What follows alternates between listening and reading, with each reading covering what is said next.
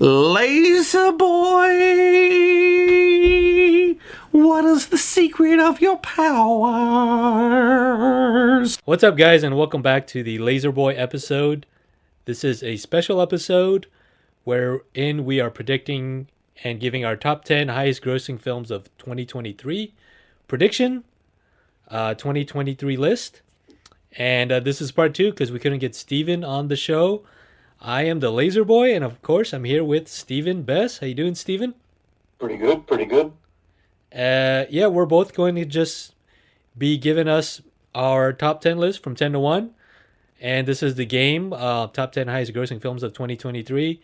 As you guys know, I've been really interested in the financial aspects of, films, Hollywood, and in particular, the worldwide box office returns.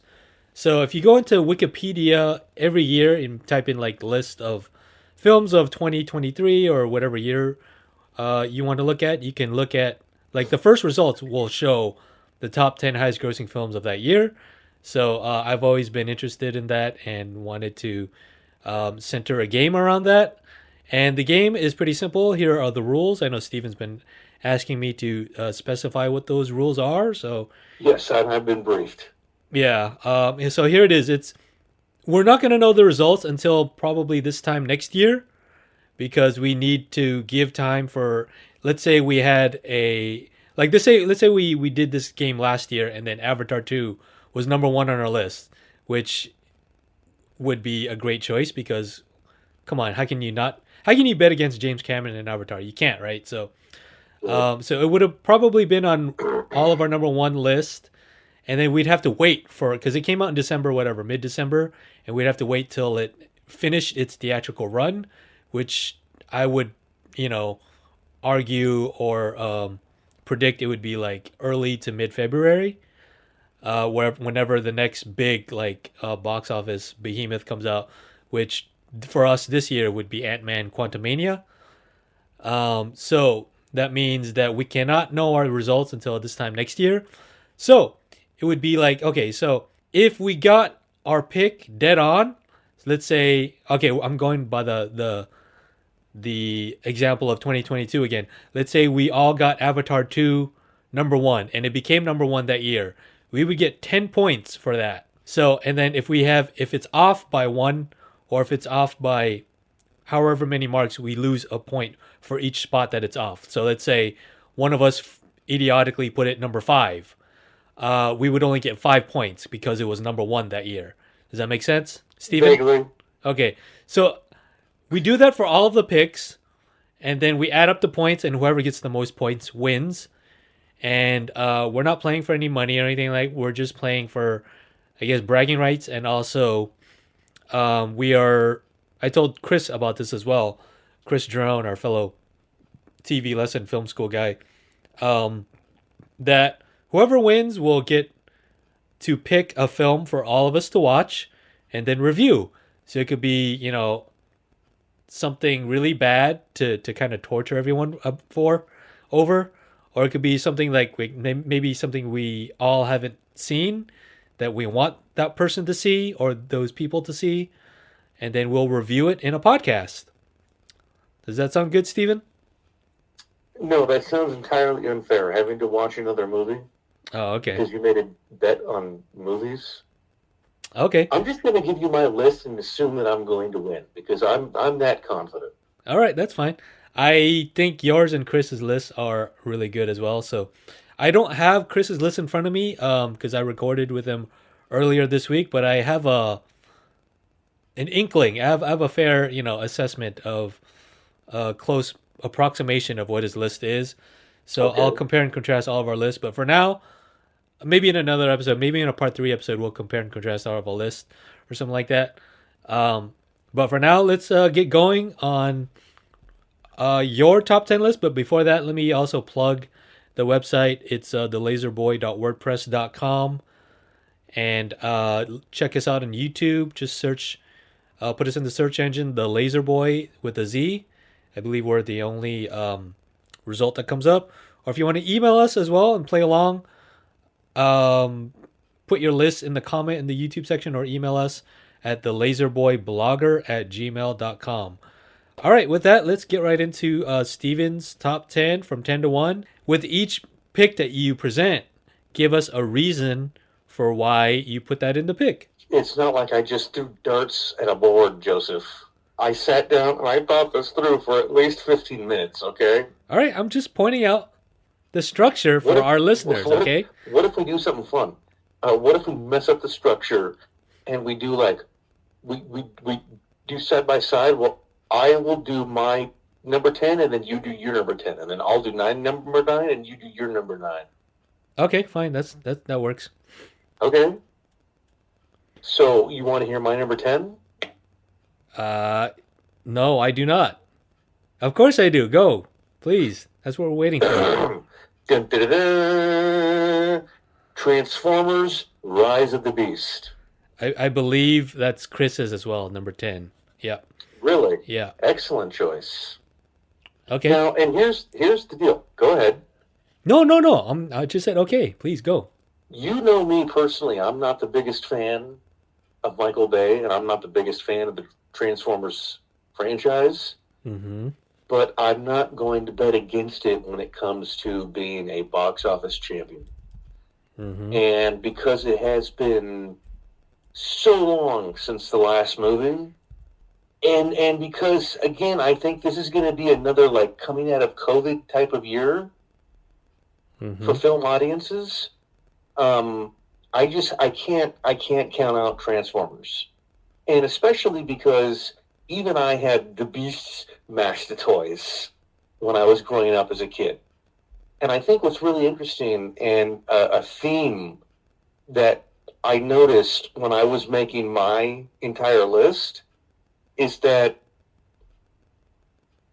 every 25 or 30 years, I think pop culture kind of repeats itself, but in sort of like a new wave. Like in the 60s, there was the British invasion, but then in the 80s, you had, well, literally the new wave from Britain.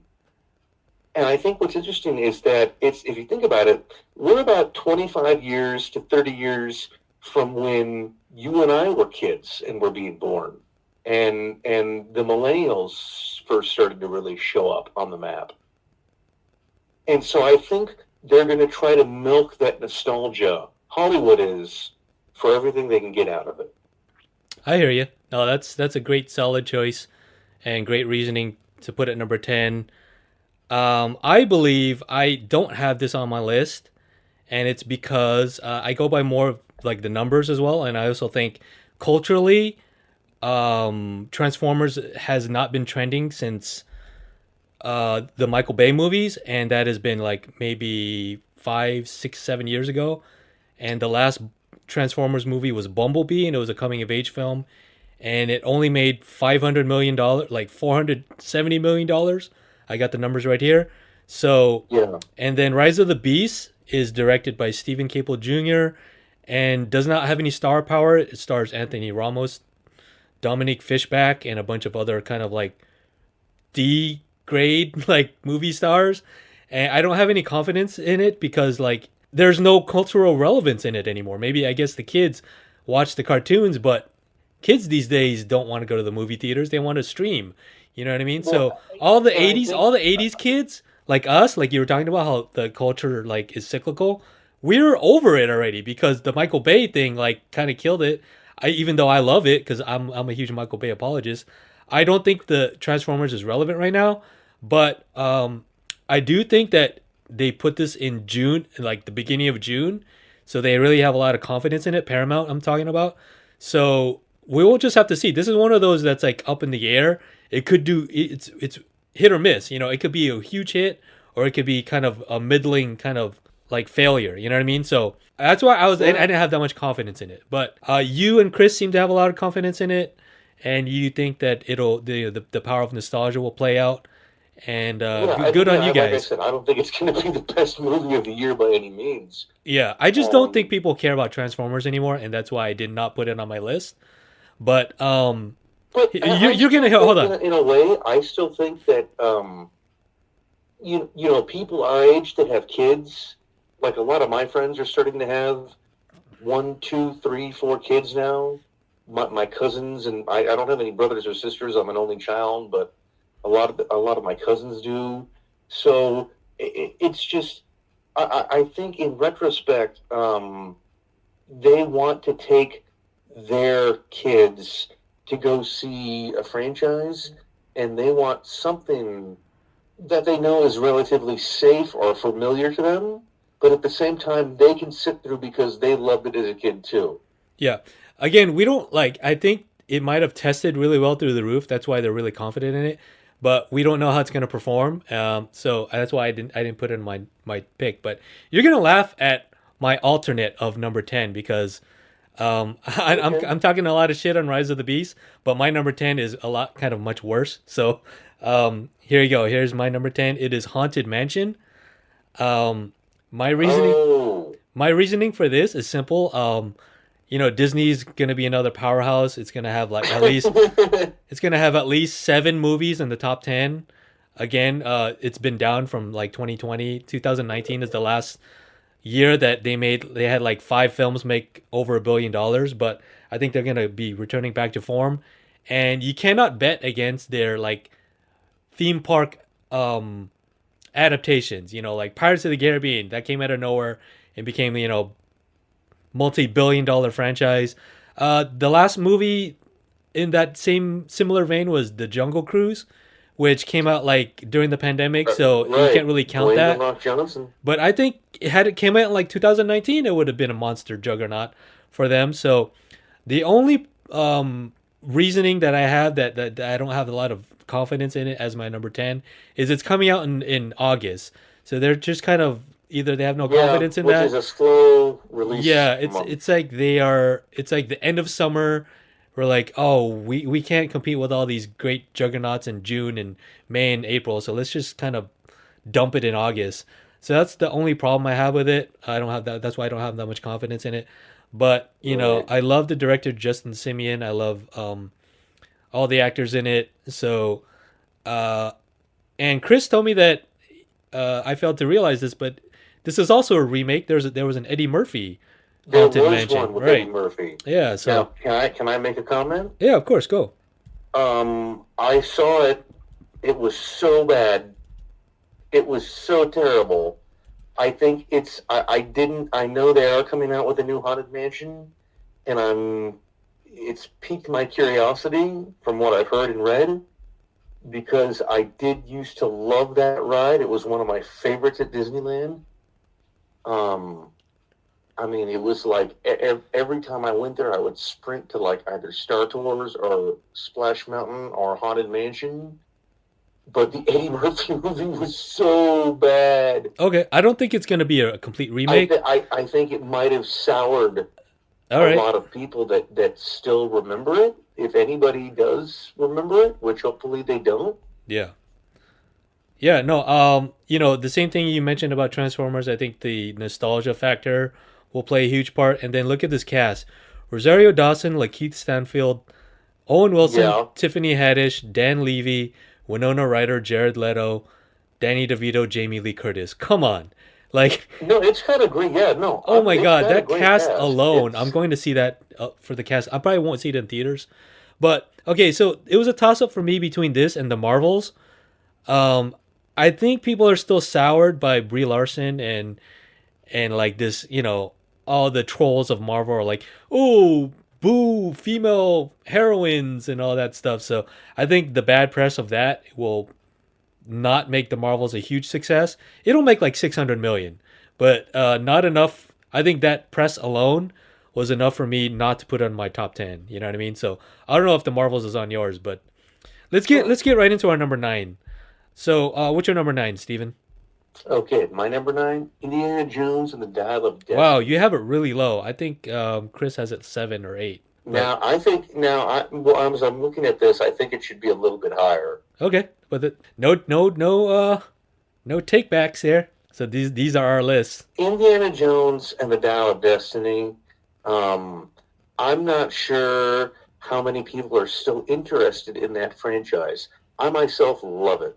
Literally, uh, my parents took me on May 24th, 1989, to go see Indiana Jones and the Last Crusade in theaters, and I was just blown away by the movie. I loved every single frame, every single second, every gag paid off, every action scene was incredible. Um, Indiana Jones is the original trilogy is one of the franchises that really made me become obsessed with filmmaking and really want to ultimately become a filmmaker or just involved with movies, doing anything in any way I can. Okay, let's try to stay away from like personal digressions. Just let me know why you think All right, it'll make that much money. sorry. I think, okay, it's still got a very large core base franchise, but again, I don't know how many people would necessarily want to take their kids to this movie, or a lot of people may be trepidatious just because, let's face it, Crystal Skull, not that great of a movie. Okay, so that's why you have second thoughts about it Right. is because of Indiana Jones 4, right? Okay. No, that makes sense. Yeah, that I mean, you like it, you think it'll do well nostalgia wise, so I think that's a pretty good safe spot to put it at number 9. I have it a little higher, so I'm going to talk about it when I get there, but my number 9 is Ant-Man and the Wasp: Quantumania. I probably Okay. should have put it a little higher, but given where it's the release dates in February, the last movie Ant-Man franchise doesn't make a lot of money. It makes about the last movie made like 700 million. Ant-Man and the Wasp in 2018 made, let's see, Right. actually didn't even make 700, made 622 million worldwide. So the Correct. Ant-Man Yeah. movies, they don't get a huge turnout for, and again the release date February, they're not expecting huge numbers for it, but I do think that I'm a little I regret putting it this low just because watching the trailer, it seems like it's gonna kickstart phase 5 and introduce I think it's the going to be great. the big threat, which is Kang. And then like we Mhm. talked about this in our MCU podcast from watching the trailer, I think this is gonna be huge stakes for Ant-Man. I think Ant-Man could possibly die, and it could be the final Ant-Man film. So, given that those huge like emotional stakes, I think this will drive up the box office and make it like the word of mouth alone. Where people are gonna be like, "Oh man, you got to see that! This is incredible! It's so emotional." And then I could be eating my words and putting it number 9 right here, but I put it number 9 just because all the other franchises, previous installments didn't make that much money. So putting it at number 9 is kind of high in that regard. So that's why I put it at number 9. What is your number 8, Steven? It's funny you should mention it's Ant-Man and the Wasp: Quantumania. All right. Tell me why you put it there.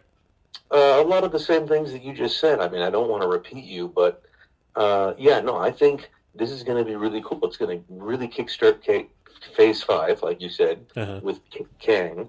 For all the people that know who Kang is, Yeah. um, it's. I think it's going to be a really just a visual standout based on the trailer.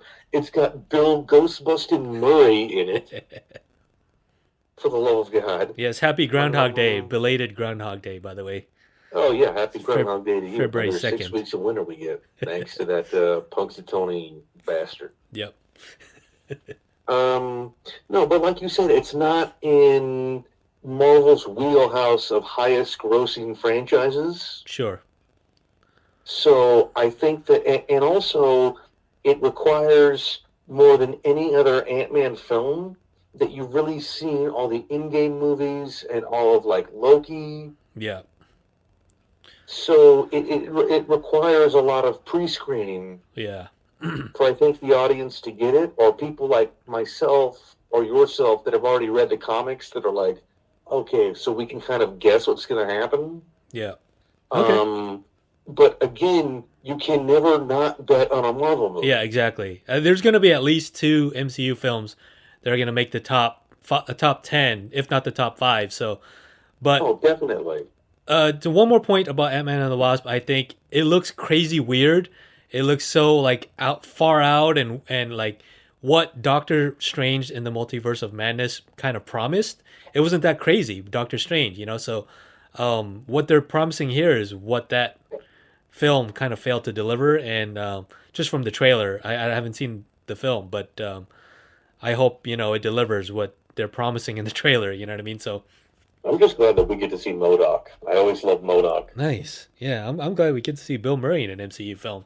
Hopefully, him and was it the Grandmaster, Jeff Goldblum, can meet up sometime and hang out and have a cosmic cocktail or something. I don't know. Yeah. Nice. All right, cool. So my number that was great reasoning too, by the way. Thank you for sharing your number 8.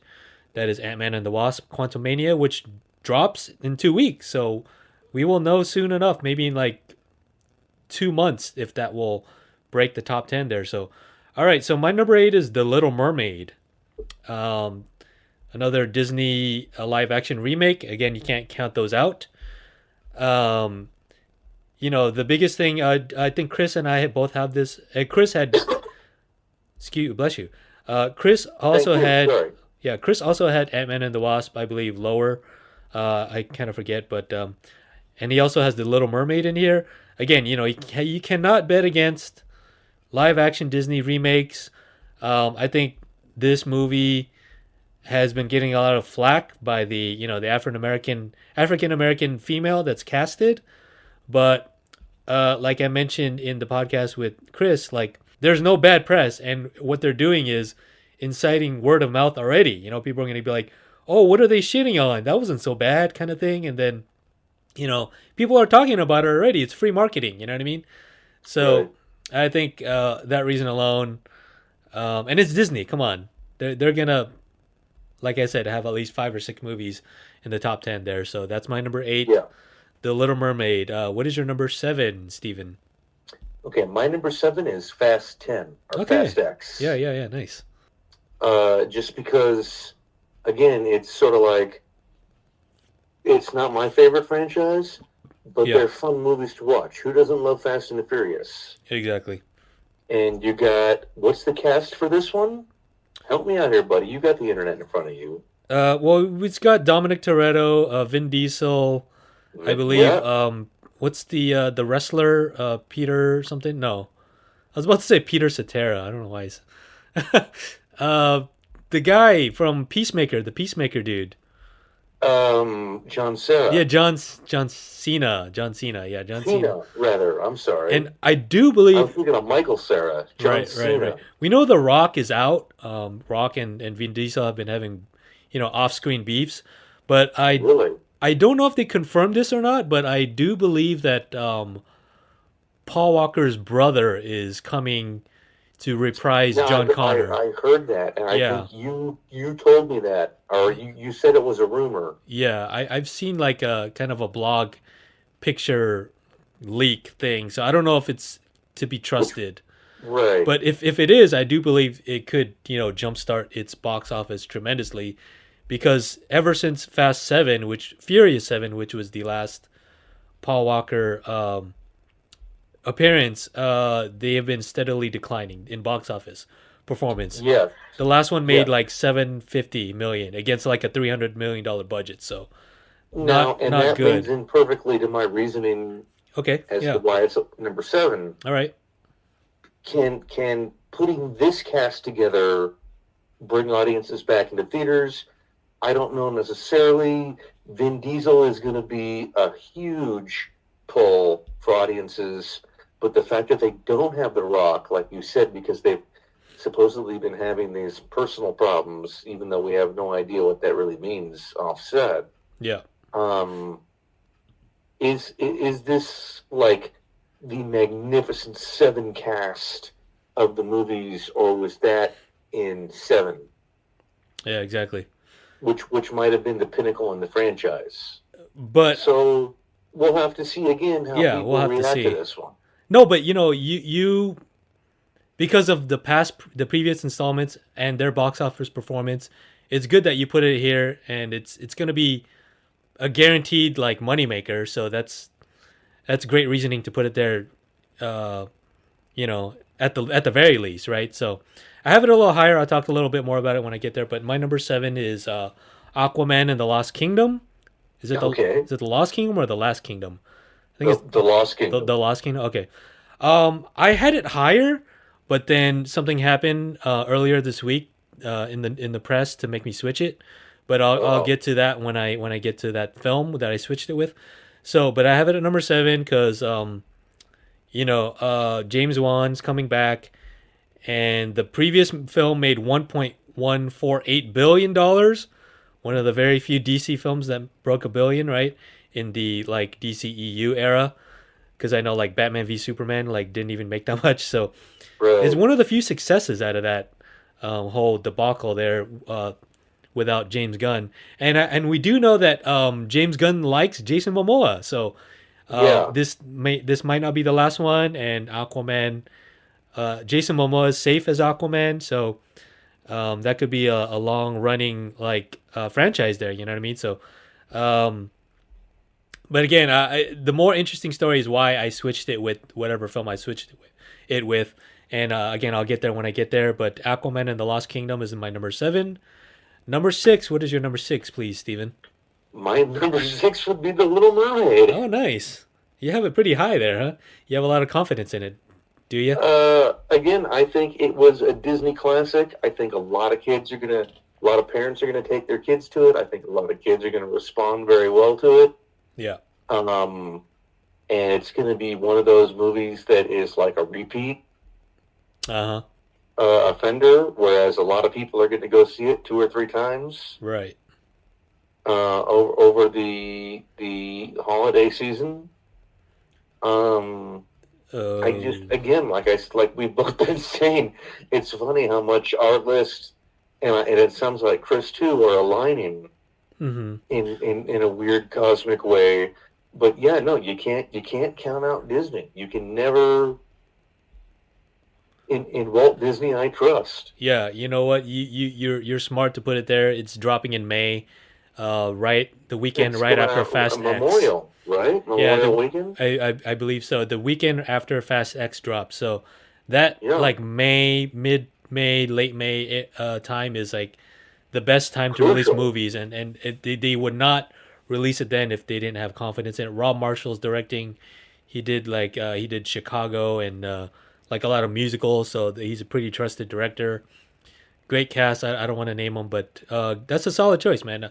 I'm very jealous of your list so far because it's really pragmatic is the word. I didn't think because you told me earlier. Well, I'll get that. I'll get to that in the wrap up. But anything else you want to say about the Little Mermaid as your number 6? I just, it's again, it was under the sea, isn't under the sea. isn't that It's got crab? such a nostalgia factor. I think, again, and put yourself in this position. You can't really base it on just the movies that you want to go see. You have to base it on the movies that you think the public wants to go see. Well, And I think which is interesting is, like I've mentioned, you and I both only children, don't have any kids. yeah. But how many friends do we have that have multiple siblings with multiple children and nieces and nephews? So they're going to want to expose them to that, kind of like our parents did with Star Wars, Yeah. No, that's a good point. the music or movies that they watched or listened to. That's a good point, and I'm glad you mentioned that. And no, that's again great point. Thank you so much. I didn't think you'd be the voice of reason in this episode. I thought you were gonna choose with your heart, but I guess I was wrong. All right, so my number 6 is Fast 10, Fast X, I should say, directed by Okay. Louis Leterrier. Justin Lin dropped out, so kind of sad about that. But yeah, Yeah. the final installment in 10 parts. Just kidding. It's only 2 parts, but that was a bad joke I made with Chris too. He didn't laugh either because my joke didn't land. I guess I should have taken that as a hint when I tested on it on that focus group. Anyway, yeah, everyone's returning. Vin Diesel, Jason Statham, John Cena, Jason Momoa. Holy shit, he's in it. Okay. Michelle Rodriguez, Brie Larson is in it for some reason. Tyrese Gibson, Chris Ludacris Bridges, Jordana Brewster's back. Sung Kang, Natalie Emmanuel, Scott Eastwood, son of Clint Eastwood, Michael Rooker, holy fucking shit, Yeah. Helen Mirren, Cardi B for some reason, Rita Moreno, and Yeah, the Charlize cast is Theron. definitely going to give it a boost. Yeah, you know how much the budget is on this thing? Want to take Oh a God, stab at it? 280 million, 340. 340. Wow, And I that's was not only good. off by $60 million. And that's not accounting marketing costs, which could be Like upwards from 30 million to 200. 40 million, Yeah, so 30 to this 50 budget could million, be like probably. 500 to 600 million. If it doesn't make $2 billion, it'll be a flop. um, but no, I'm basing this off of the past installments again. Without Paul Walker, it is peaked at 750 million. I believe that's how much Fast 9 made, and that was post pandemic. It made $726 Right. million dollars. I'm looking here against the budget of 225 million. So if you take in marketing costs into consideration, this Fast 9 only made $200 million. You know what I mean? So not a huge profit Moneymaker. profit Yeah. margin there. So these movies are losing money, but legacy costs with all the actors and stuff. How can you pay them less? You have to pay them considerably more each time. But So still, they're like you said, they're losing money, but I think they're making enough money. right on like maybe residuals and streaming and Well, stuff like they're that. making enough money to show up on the top 10 list, Yeah, yeah, yeah. even though they. What am I looking for? The Fast and Furious movies probably have the lowest profit margin. True, but this isn't a game on profit margin. It's a game on how much is the box office, Correct. right? So Right. that's going to be another game if we ever decide to play that. But no, it's a good point. But that's why Fast 10 is my number 6. You can't bet against it. It's a fast movie. It's going to make at least Yeah. $700 million, and that's going to be enough to put it in the top 10 there. So, all right, let's get into our top 5 here. What's your number 5, Steven? Okay, my number 5 is actually, and this may be surprising, the Marvels. Wow. I can't believe you have the Marvels I over. put that up pretty high on the list. You can't believe you have it over Ant-Man. But please let me know why. I want to hear your reasoning. Okay, a couple of reasons. It goes back to, I think this is a movie. Well, think about it. We really have not seen a lot about this movie yet. We haven't gotten any trailers. We haven't gotten any photos from the set. Yep. But this is supposed to have, and correct me if I'm wrong, because you got the internet in front of me, and I got a crappy 5-star composition book Okay. with my notes written down. But we got Captain Marvel, Yep. right? Miss Marvel, Mm-hmm. yeah, Photon. Okay. Hear me out. Who's Photon played by? That's the character is Monica LeBeau. LeBeau. Oh, okay. LeBeau. I don't know who that is, but okay. The black chick from Captain Marvel and WandaVision. It's not Monica Rambeau, is it? Monica Rambeau. Okay. Oh yeah. Wow, now I sound like an idiot. It's fine. No, you're fine. Okay, Monica Rambeau. yeah. No, it's going to be, I think, a big Avengers style team up movie. Oh, nice. We haven't had that yet in Phase 4, so No, we have not, and I think this is going to be the first one. okay. Wow. And I think it's going to introduce, to make up for the fact the Marvels are not. Okay, I think this is, my speculation is going to be, just spit it out, Steven. Come on, just spit it out. My speculation is going to be the Marvels is going to be a movie that has a lot of Easter eggs and a lot of spoilers for the upcoming events in Phase 5 and Phase 6. Mm-hmm. So it can ride a huge wave of public word of mouth. it has a lot of opportunities to expand the Marvel Universe in a lot of ways that I could go on for hours about, but even I can't predict. Okay. What's really interesting is, again, you said you didn't really watch Miss Marvel with Kamala, right? No, I did not. I skipped it. Okay. I would love to see how she fits in. I would love to see how there's also a great big possibility um, we, it could tie in with the Disney Plus series Secret Invasion. Okay. All right. I think that. So it's there's a lot. It has a lot of potential, but again, it's one of those things where it has to be like an Iron Man. It has to be, when Iron Man first came out, I think I remember the studio said, "Hey, we spent $80 million on this movie. So if we make $80 million this weekend at the box office and break even, we'll be happy." And in the first 3 days, it made something like $180 million. Okay. So it could. I think it's a wild card. Yeah, it's your wild card. I do believe that. I'm pretty shocked that you put it number 5 here, unless you know something that we don't. In which case, that is insider trading, Steven, and Correct. you will be You go to disqualified. jail. Yeah, Yes. and you will be tried for all of your crimes here. So just kidding. One question is Goose the Flurkin gonna be back? Because that's all I care about. I don't know. Only because sadly, did you read the fact in the news that the cat actually did die Oh no, that's terrible. that played him? Well, Yeah. rest in peace, Goose. So they Or can always try to find another Orange Tabby lookalike. yeah, that's true.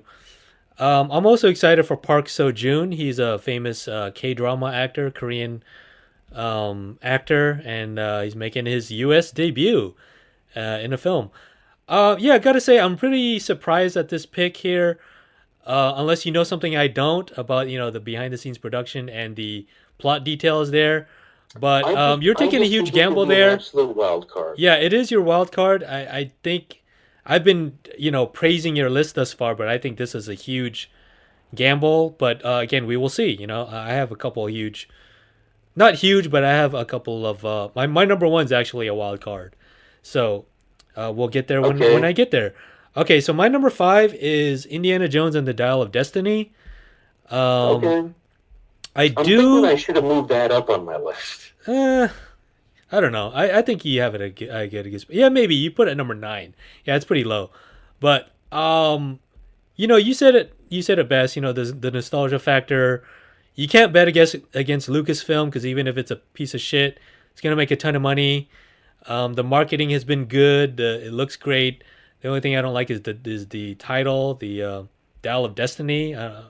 The hell's a Dial of Destiny? I guess we have to watch it to find out. But um, It's obviously an ancient dial, like a sundial, which, when set at the right longitude and latitude within the Temple of Sorrow, determines the destiny of whomever discovers it. Come on, Joseph, don't make yourself look sloppy here. all right. The cast. I don't want to read up who's in the cast, but James Matt Mang, Nicholson, Wow, Mads Mikkelsen, that's incredible.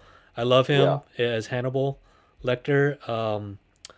But yeah, we got James Mangold coming in as director here, and he is the master of closing out franchises. Just look at Logan. Oh, hell yes. And then we have the added incentive of no Shia LaBeouf here. So Right. first non Spielberg directed Indiana Jones film, and it's gonna be interesting to see what they do with the Paramount logo because there's gonna be none. Like you mentioned before, you mentioned to me off camera or off mic that Yes, you're wondering what's which gonna kills happen me there. because in every single movie, and I know that like 99.9% of the audience does not care, but in every single Yeah. Indiana Jones in the all first 4 movies, the original scene starts. The credits start with the Paramount logo, And then which something that looks dissolves like a into a mountain. shot of Yeah. an actual mountain. But you know what? Look at when Walt Disney acquired Lucasfilm for Star Wars. There was no 20th century logo. People didn't really. I don't even think about that anymore. You know what I mean? So I still miss the 20th century I Fox miss it too. But you logos, know what? Joseph. I think it'll just be Now that replaced you bring it by up, the Walt Disney Castle, and then we'll see some kind of makeshift castle that it'll right? dissolve into. But yeah, anyway, that has nothing to do with the box office. Looking at Indiana Jones at the Kingdom of the Crystal Skull, it made $790 million against $185 million budget. People shit on that movie, but it still made a ton of money. You know what I mean? So Right. you cannot look Yeah, at that its should have been up past. higher in my list. I'm gonna have to reconfigure this thing. No, you can't. There's no takebacks. But you just I have know to. there's no take back. I'm just saying I'm gonna have to personally Yeah, personally, but rethink. it doesn't count in the contest though. But you just have to wallow in that regret, just like I did with my number 10 and my top three here. So at least you have your regrets in your bottom nine. So my regrets come from the top. All right. So okay, with that, let's I get to will your love number. it when that happens. What's your number 4? My number 4, Aquaman of the Lost Kingdom. All right. I had that. Surprise, surprise. I had that number 7. So Very much for the same reasons, like you said.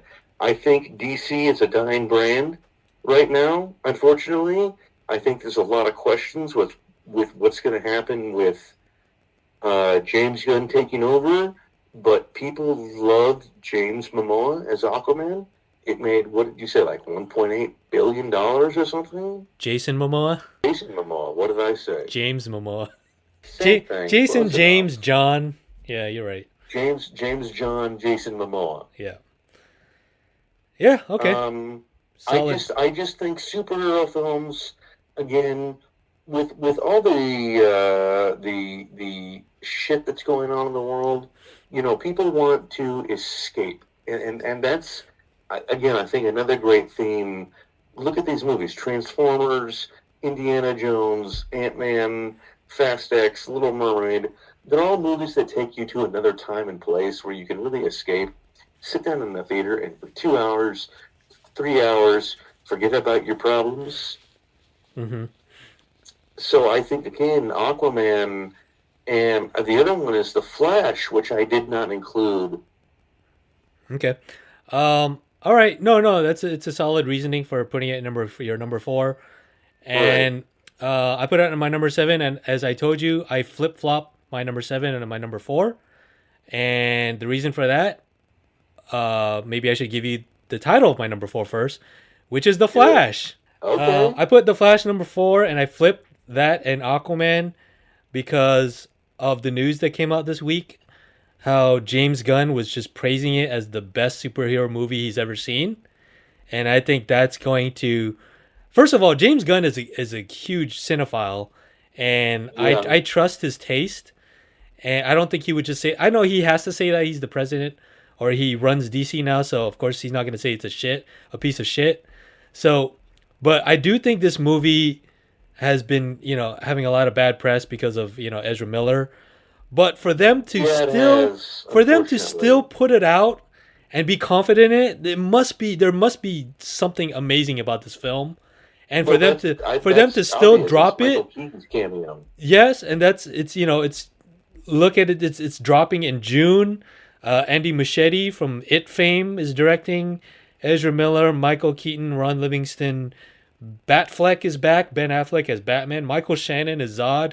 This is gonna be like what Spider-Man No Way Home was for Marvel, as The Flash is to DC. This is gonna be an event film full of cameos. It's gonna like rock people's worlds, and that's why I think and add to that, James Gunn completely praising it. Like I had to flip it. I was like, I didn't have that much confidence in it when I just looking at the cast, but for them to put it in this release date amid all the controversy, and then James Gunn praising it, that made me put it at number 4 there. So that's the reason I have it at number 4. It's a kind of a wild card because we don't know if a Flash movie works on its own. We haven't seen one yet, but I Right. believe it will. That's the big question. Right. All right, so that's my number 4. And what's your number 3, Steven? I can't believe you don't have the Oh, Flash in your top 10. What the hell? well, again, because the whole thing with Ezra Miller in the backlash, Okay. and whether or not Flash can stand in his own movie without, well, like you said, all the other characters are huge draws, so they kind of have to show up to see. We kind of have to show up to see what Batman's doing there, don't we? Yep. What's your number 3? Okay. Uh, wait. Mission Impossible. Nice. Dead Reckoning Dead Part 1. Reckoning. Yeah. I believe Chris had at number 3 as well. So Dun dun dun. that's all you got? I thought you were going to sing the whole theme song Oh, there. oh. Da-na-na, Dun-dun-dun, da-na. dun-dun. Da-na. No. Dun-dun, dun-dun. Okay. No. Why is it? Mission Okay. Impossible. It's a great franchise. I've loved all the movies. People love Tom Cruise. I think it's going to be riding off the exhaust fumes of Maverick, Top Gun. Mm-hmm. I think people are jazzed that there's a part 1 and part 2. Anytime you're like, a movie has a colon where it's like Dead Reckoning Part 1, people are like, oh shit, I gotta go see this. You got to say that like that in that voice every time, too. Right, Mission Impossible. This summer, Ethan Hawke is back. Yeah, Dead Reckoning, Tom Cruise, Part 1, out of Part 2, 3, 4, 5, however many we can count. Right. Nice. Okay, no. But Solid. it's always been a money-making franchise. Like you said about, unfortunately, how Fast and Furious has progressively made less and less money. Yeah. I think Mission Impossible has been making more and more money per movie. This is true. Fallout made $790 million. Yeah, it's always had a great slew of filmmakers, directors, cinematographers. It's always had great production design. Personally, I love me a great spy movie like the James Bond film, which we're not going to get for any time soon. So this is going to have to fill a lot of appetites in that genre. Yeah. And like I said, especially, it's riding off of the fumes of Top Gun Maverick.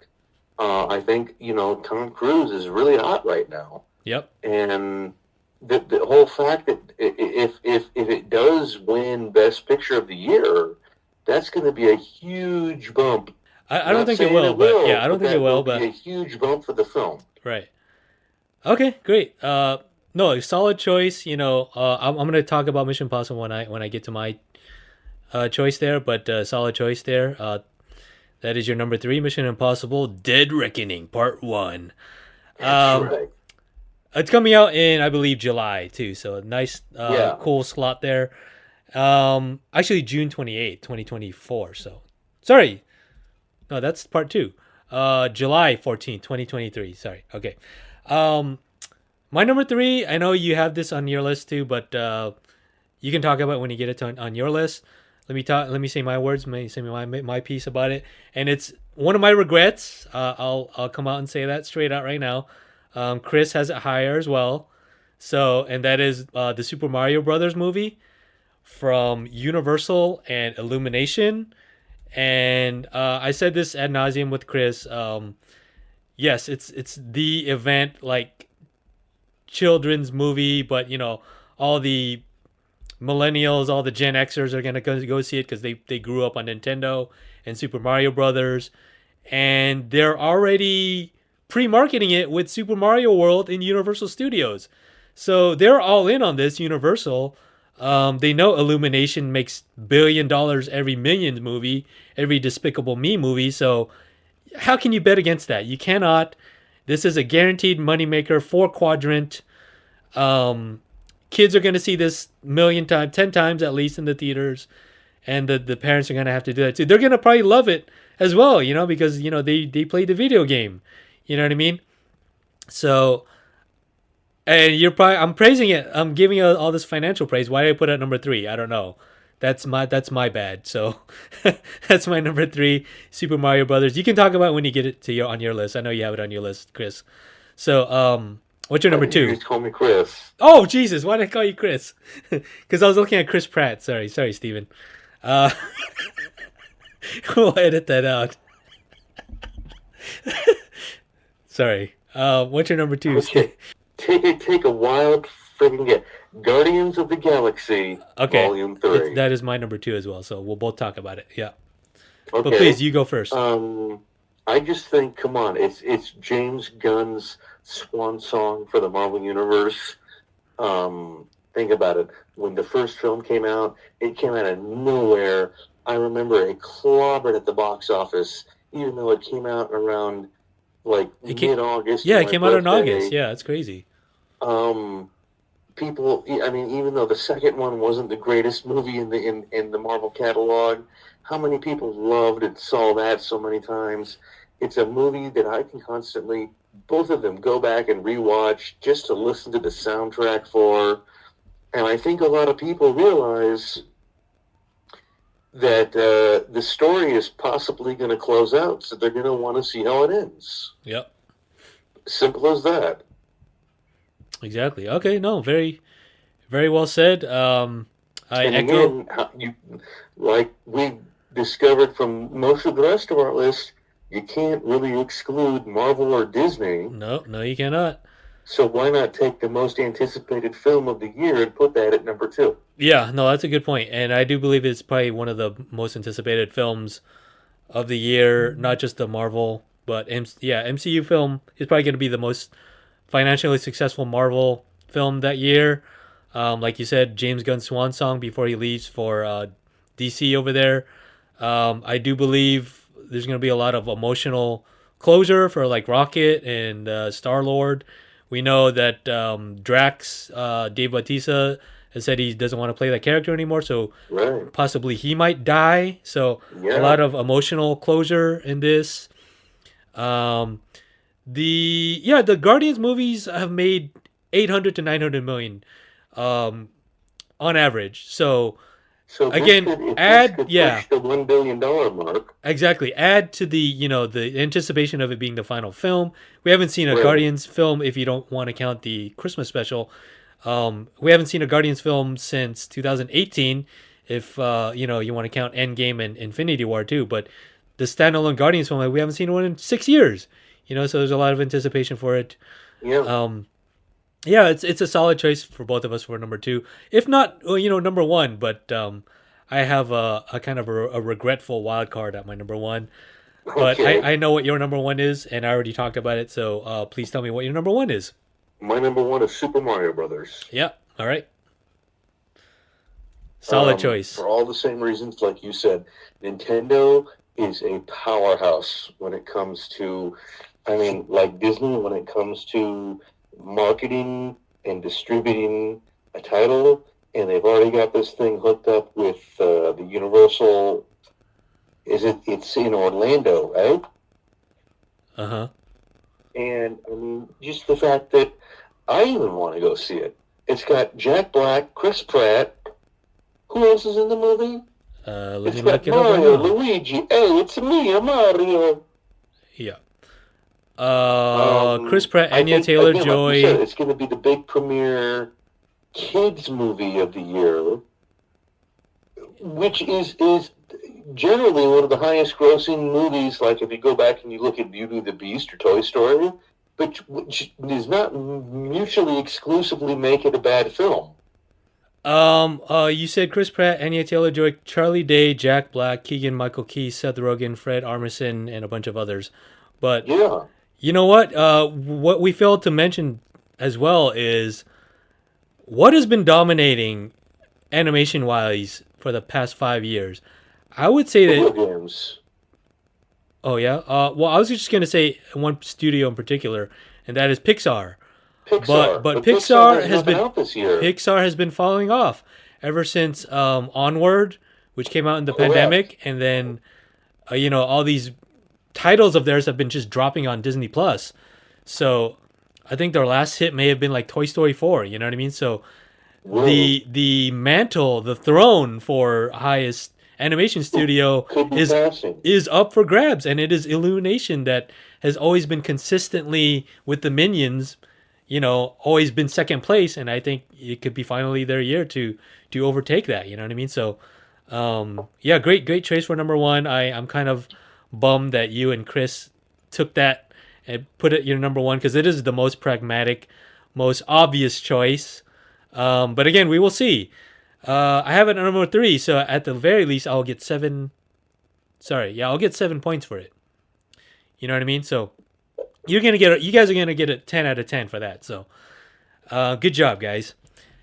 All right, my number one. What else is there for my number one? It's Mission Impossible: Dead Reckoning Part One. And Okay. the reason I have it here, I don't think it'll be number one now. Just looking back on all of your guys' list and that, but I put it here as a wild card just because, like you mentioned, Tom Cruise is on fire right now. He's super trending. Riding off the glory of Top Gun Maverick.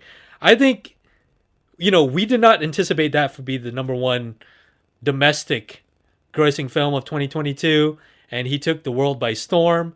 And I think Mission Impossible: Dead Reckoning Part One will make an extra $100-200 million easily, coasting off of Top Gun Maverick's success. Do you know what I Yeah. mean? And he's the last action hero. He's the only guy doing his own stunts, jumping off of planes Right. and talking and making like a 1 minute YouTube video jumping out of planes. Like, this guy's insane. And of course we're gonna go see something like that. He's the only like real spectacle in town. You know what I mean? So yeah, the last couple movies, Fallout made 790 million. I think Rogue Nation made 690, and Ghost Protocol made like 600, and then which is a huge upturn from Mission Impossible 3, which made 400. So they've been kind of like middling $500 million movies, but then Christopher McQuarrie, shooting with IMAX, and then Tom Cruise marketing himself as like doing his own stunts kind of guy. All that stuff has really, surmounted it and made it, One of a the biggest must action franchises of all time. exactly, and made it like must see like spectacle filmmaking. You know what I mean? And Yeah. I don't think it'll make more than Super Mario Brothers, but I put it here. And Let me put it to you this way. My opinion about Super Mario Brothers is based on this. I will be on my deathbed, and they will say, "Steven, what do you want to eat tonight for dinner?" And I will look up at the nurses and go, "Do do do do do do do do do do."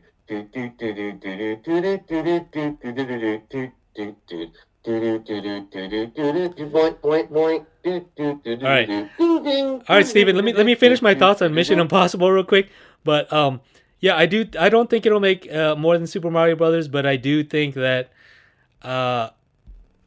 fuck. And now I lost my train of thought. Thanks a lot, you, with your do do do do do do do do do do do do do do do.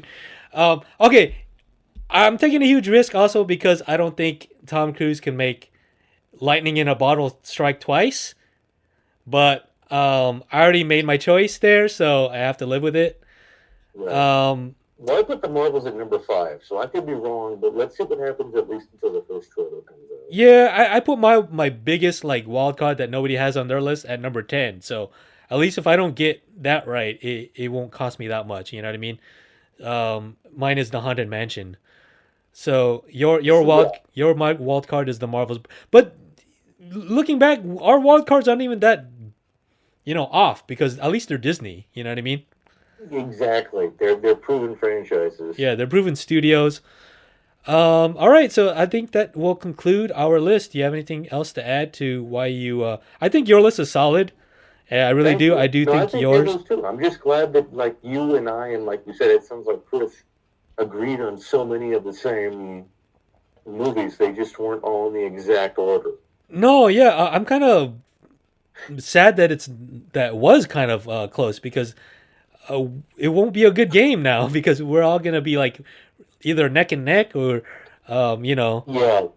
None of us are taking huge wild swings there. We're kind of playing it safe there. So, No, it's like I said. You can't necessarily vote for the movie that you want to win. no, none You of us have to did. vote for the movie that you think the public is going to go see. Exactly. And I was kind of scared because you sent me like a draft of one of your lists, and they were all horror films. I think you put Scream at like number 5 at one point, and I'm like, Steven, I don't think you know the nature of the game. It's not what you want to be, want to make a lot of money and be successful, but what is going to be successful.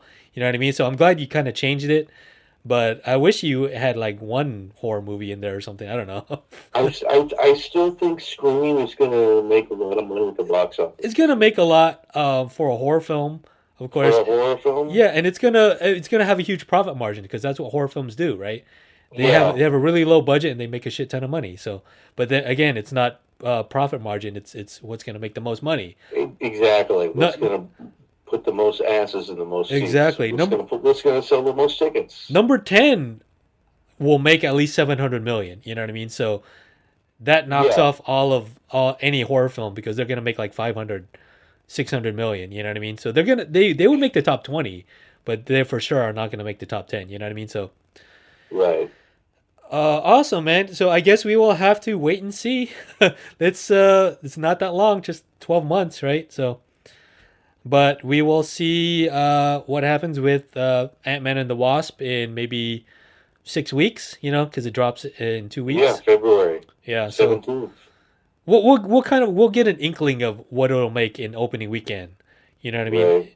But it's in the middle of February, and it won't be number one. It won't sit at number one for like 7 weeks like Avatar did either. So, No. cool, man. Well, that was a lot of fun going over these lists with you, Steven. And if you guys want to play with us, please drop your top 10 lists on the comments or email. Ew. What? Never mind. You what? I don't want to play with anyone on the internet. What is this, like a cheap Tinder date? Steven, we are a blog. We need to engage with our audience. I'm going to cut this all out. right. I'm going In to that cut this case, out. If you want to play with us, it's 99 cents for the first minute and $3.99 for every minute after that. Oh my God. But we have the sexiest blogger on the web. Who should say ew now? God. What name one movie that you wish that could be like another wild card ish. Okay, I think Top it's of your going to head. blow away critics, and it has a decent chance only because of the director's crossover appeal, and it's got a great cast, but again, it's another one where it's kind of like, that's a movie I really want to see. So I kind of have to be wary about it, but another wild card on my list would be Christopher Nolan's Oppenheimer. Interesting. Okay, I don't. I think it'll make like 500. But I don't think it'll make like Batman or Dunkirk numbers just because it's not No, absolutely not. it's not an action film. It's billed as a biopic drama. You know what I mean? People will see it. And like we talked about, we don't know how many people in this country really care about going to see the history of the atomic bomb on film. No, but Although I but think in the hands of Christopher Nolan, it could be very, very cool. no, him and like Jordan Peele are the only, and Quentin Tarantino are the only filmmakers that when you see a film by Christopher Nolan, In 30 seconds, you people- know that's Christopher Nolan. no, well, people see that in the trailer and audibly gasp. He's one of 3 directors that can do that. You know what I mean? So, in my opinion, but no, that's interesting. Yeah. Chris said, Dungeons and Dragons. He likes that as a kind of a wild card. Here's mine. I think that's starring like Chris Pine, which is kind of cool. I thought about putting that on my list. Maybe that would be in the top 20. Yeah. But I think again, like we talked about, they have the nostalgia factor going for them. But Dungeons and Dragons may be a little bit too. Yeah, it's kind of an obscure off. IP. It's an obscure IP. I don't think it's proven, and it's a board game adaptation. So I guess it's not a video game adaptation. Right.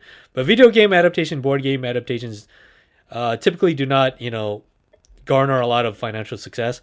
No, Mine don't. was Barbie, the Greta Gerwig, Noah Baumbach. Oh yeah, you know what? I thought about that too. That could be another. That could be. I probably should replace. Let me do this. Let No, me no, no, swap no, Marvels for the Barbie. no. You can't. Don't do that.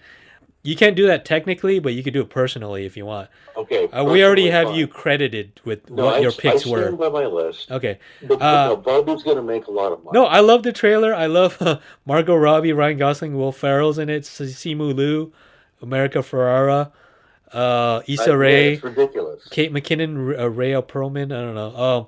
But yeah, Greta Gerwig. I love her. I love Noah Baumbach, and it could be just one of those really fun films that take people by surprise. It's opening at the same weekend as Oppenheimer in July, late July. So I mean, they have some confidence in it. It's not like it's August or or Let me ask September. you a stupid question. How much of a kids movie do you think it's gonna be? Oh, probably Because like I thirty get the thing percent. that this is like way more directed towards like the 40-year-old blonde housewife crowd. You know what I'm saying? If that makes any sense? Not even. It's gonna be poking fun at that crowd. It's gonna be like a tongue-in-cheek, sardonic, because it's Greta Gerwig and Noah Baumbach. They're smart writers, you So know. like this, like, is it gonna be like the Stepford Wives It's gonna be what do you call that? Like a parody? featuring Mattel toys? No, not a parody. I, What's I, that? It's I gonna know be that, but complete satire. yeah, exactly. It's gonna be a satire. You know what I mean? So, but it's gonna be bright and pretty enough to go for the satire to go over people's heads and just to be like, oh, look at all those That pretty a people. Right, that a lot of that again that a lot of millennials. That was the one thing that I noticed on my list. Like, wow, Super Mario Brothers, Transformers, holy shit! Even Mission Impossible. Like, this is a list that's targeting millennials. Yeah. The only movie that we have on our list that comes out in December is Aquaman. That comes out in Christmas, and I think Yeah, that reason alone, it's gonna dominate the box office because has no yes. competition. We should have mentioned that. That's always another good push. Yeah. Because how many people love to go see even myself, because I don't really.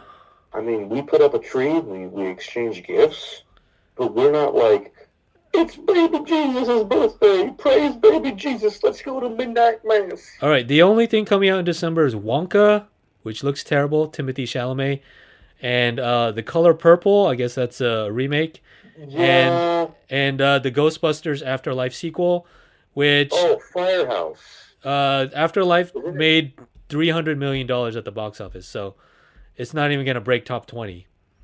Um, No. yeah.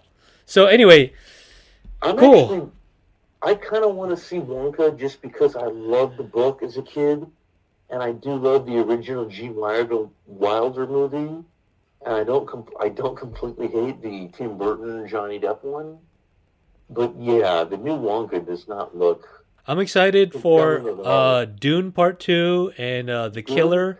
Dune could be another high grossing It's gonna movie. be 600. It's not gonna make top 10, but it never was anyway. I'm No, excited for The Killer, the David Fincher film. He hasn't made a film in like 3 years. So Andrew Kevin Walker. It's gonna be like the reunite reuniting the duo from Seven there. It's a Netflix film, so it's not gonna. I'm just talking of movies I want to see now. So okay, cool. I think that should conclude our podcast here. Thank you for giving me your list, and if you guys want to join, comment in the YouTube comment section or email us at the laserboyblogger@gmail.com. And stay tuned for we're gonna check in during the year on the results. yeah, the results and partial results, The I end guess, game. of most of our. I think we'll do like a check in like midpoint, like let's say what's 6 months from now? It's August. Yeah, let's do one in August because that's when all Okay. the summer movies are gonna be over, and What then we happens could. if we all tie? I don't know. Well, we won't because we still have 6 months after that. But if we tie, then we'll figure something out.